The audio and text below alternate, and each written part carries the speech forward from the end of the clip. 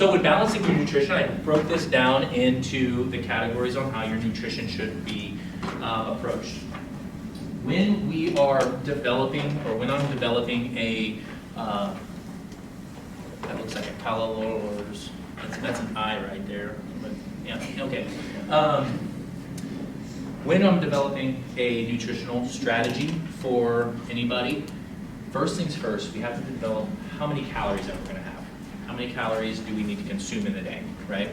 We don't need to break it down any further than that if you're just starting out. How many calories? How much fuel do we need in a day to maintain our weight?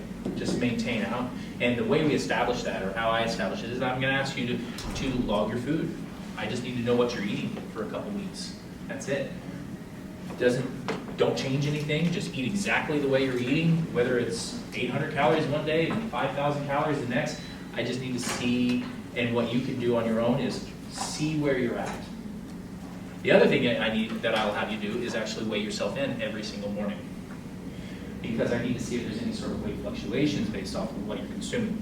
So I need to see what you're consuming, as well as the water, or how. You don't have to really log how much water you're eating, but how many calories, how much fuel you're putting in your body. And then I need to see I need to see your weight. And what I'm going to look at is your trend line, and see if there's any trend line. Is the trend line flat? Okay, we can average out all those calories. We can figure out how many calories in a particular day that you're having, and that's how we're going to find your metabolic rate over the course of 2 weeks. Once we've established that, then we can make a plan of action, right? Are we wanting to gain weight? Are we wanting to lose weight? Are we wanting to gain fat or gain muscle or lean out? Most of the time, 90% of the time, is I want to lose a little bit more body fat. But I do have some gentlemen and women that want to gain weight. So guess what? They get to eat a lot more food. The next thing we're going to do is, after we can establish that, we start seeing a caloric deficit. We're going to create a caloric deficit with either exercise or with food for intake. So we have to create a deficit. The only way to lose weight is to create a caloric deficit in the body. The only way to gain weight is that you are eating more calories than your body needs in a particular day. And they say, hey Ben, there's this big myth, like, I need to eat more to lose weight. Who's heard that? Anybody ever said, you're not eating enough? You're not eating enough to lose weight, right? That's absolute horse whatever. What's happened is that you have trained and conditioned. Remember what I said about you have to train your body with physical activity? But you also have to train your body with nutrient intake. So if you have trained your body to eat 800 calories a day, guess what your body's going to do? It's going to function on 800 calories a day. So now what you have to do is train your body to function on more calories slowly. You don't go from 800 calories and be like, oh, my personal trainer or my dietitian told me I now need to eat 2,000 calories. You're going to go from 800 to 2,000 calories. Guess what's going to happen? You're going to gain weight pretty rapidly, right? Because the body is designed to function on 800 calories, and now you're putting a surplus of 1,200 extra calories in the body a day. So you have to slowly add in some extra calories and train the body to actually start functioning on higher calories. The same thing applies to lowering your calories to lose weight. You can't go from eating a normal 2,000 calorie diet, for example, and then go, I'm going to eat 800 calories. You're going to lose weight pretty rapidly at first, and then the body's going to start slowing down. The body will train and do what is required to survive.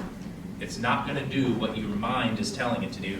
Like, I'm just going to exercise, I'm going to create this huge caloric deficit, I'm going to lose weight. It's going to start slowing its metabolism down. It's not a bad thing. That's supposed to happen. It's a survival technique. So we have to pick out the correct calories, and also then you're going to move into macronutrients.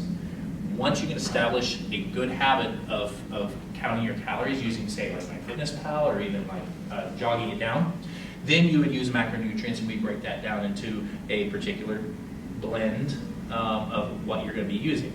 So for the day, a typical person that works a desk job, I would suggest about 25, no more than 30% calories coming from carbohydrates, because you're sedentary most of the day, right?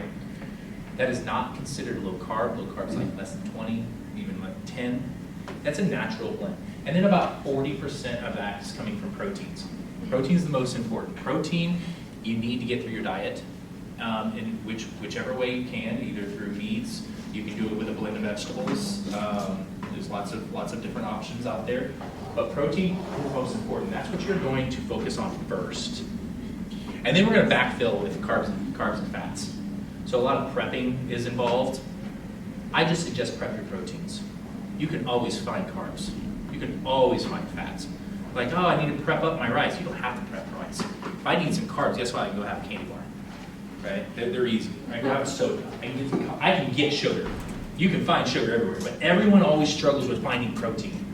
Right? It's always like, gosh, I got to get more protein. What do? We get shakes and we get protein bars, and you have to kind of find it, right? My go-to, I just prep up chicken. I always have chicken in the fridge, always cooked. It's always in there, and I can always grab it and go, right? And whether it's strips or it's shredded or something, I can always just grab some protein right out of the fridge, and I can throw some salsa on there or whatever, hot sauce, whatever, and I can eat it.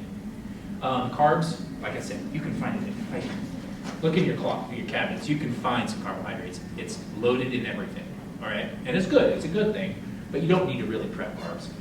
The other reason is you don't need to prep carbs because if you went all day and you didn't have any carbohydrates, guess what? You will survive. Your body can produce about 135 grams of, between 120 and 150 grams of carbohydrates a day to be able to maintain your blood sugar, but it cannot produce proteins, okay?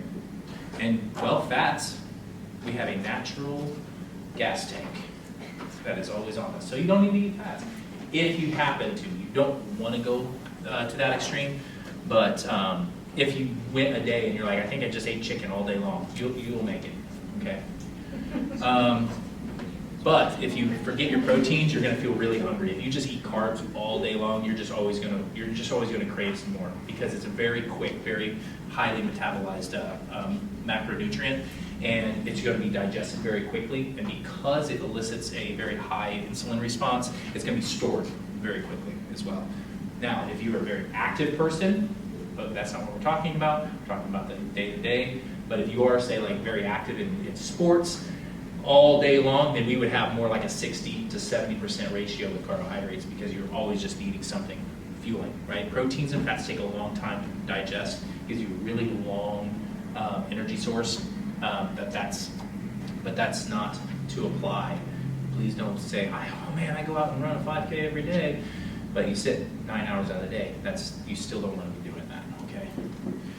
Micronutrients, those are your like vitamins and minerals and things like that. So your micronutrients are like your stuff you're going to get beside. It's not going to give you energy. It's actually going to help digestion and help with overall health of the body. Nutrient timing. Now we're getting really specific, and I'm going to talk about a little bit about nutrient timing in another slide, but nutrient timing is eating the correct ratio at a specific times. Okay? Guys, if you don't even have your calories down, don't even think about nutrient timing. Don't even bother with like, I got to figure out what my carbs are. You got to get this down first. If I can land out my calories through the day, here's Lindsay. Can I use you as an example? Yeah, absolutely. You just count calories. Yep. That's it. Well, I also track my. You track your carbs and everything, but for the first year or so, it was I just did calories. Like, I didn't pay attention. Don't pay attention to anything else. Just do the calories. Yep. Don't worry about anything else. And it worked. How much weight did you lose? Have you lost? 100 pounds. 100 Yeah, pounds. a little over 100. And it's just counting that one thing. One thing. Just how much energy you're putting in. How much fuel you putting in the gas tank. Are you sitting there just holding that trigger, letting it fill up? Then once you get kind of like down to your like natural, like you start losing weight, and you just say, you know what, I want to up it a little bit. Then we go to macronutrients. Then you can start. I would say that supplementation and micronutrients are kind of on the same category. I still think that you should be taking some sort of multivitamin or some sort, because if you do happen to eat just protein all day long, it's probably pretty good to have like a multivitamin. Be sure that you're having something like that, and then you can take a multi-pack or anything of that sort, or at least just something basic. But all in all, if you're eating, kind of a blend of a bunch of stuff, I can tell you got a lot of vitamins in your meal today. So if you kind of had a little blend of everything.